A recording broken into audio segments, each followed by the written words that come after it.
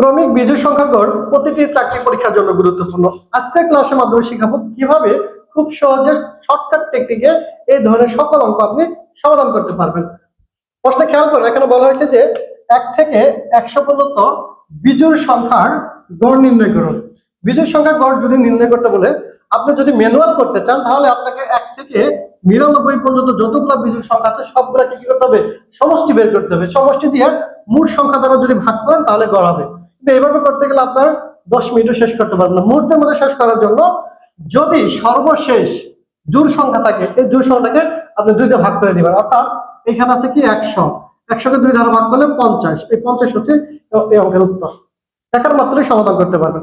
অথবা আরো একটা শর্টকাট টেকনিক আছে, আপনার প্রথম যে সংখ্যাটা আছে অর্থাৎ 1, এটা যোগ করবেন এবং সর্বশেষ কত আছে 100। 100 তো আর বিজোড় সংখ্যা না, আপনাকে বিজোড় সংখ্যা বলছে। তাহলে 100 এর আগে ঠিক আগে বিজোড় সংখ্যা কত? 99। তাহলে 99 অর্থাৎ প্রথম বিজোড় সংখ্যা এবং শেষ বিজোড় সংখ্যা যোগ করে 2 দিয়ে ভাগ করে দিবেন। তার মানে কি দাঁড়ালো? 100/2 অর্থাৎ 50। আশা করি বুঝতে পারছেন।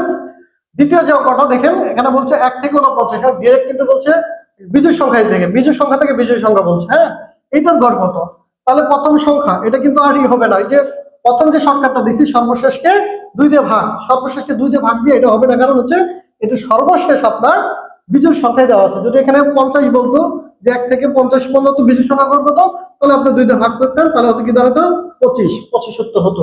কিন্তু যেহেতু 49 বলছে, তার মানে আমাদের দ্বিতীয় যে শর্টকাট টেকনিকটা আছে, 1 এবং সর্বশেষ বিজোড় সংখ্যা কত? 49, 2 ভাগ যোগ করে 2 দিয়ে ভাগ করে, অর্থাৎ 50/2, তার মানে 25।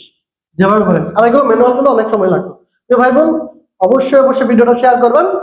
যদি এই দুইটা বুঝে থাকেন, সর্বশেষ যে অঙ্কটা বলা হয়েছে যে 1 থেকে 20 পর্যন্ত বিজোড় সংখ্যার গড় কত, এটার সঠিক উত্তর কি একটু কমেন্ট বক্সে কমেন্ট করে জানিয়ে দিবেন। প্রিয় ভাই বোন, আমার ক্লাসটা যদি ভালো লাগে অবশ্যই শেয়ার করবেন, লাইক দিবেন এবং জসিম টিউটরের ফলো দিয়ে পাশে থাকবেন। ভালোবাসা সকলকে।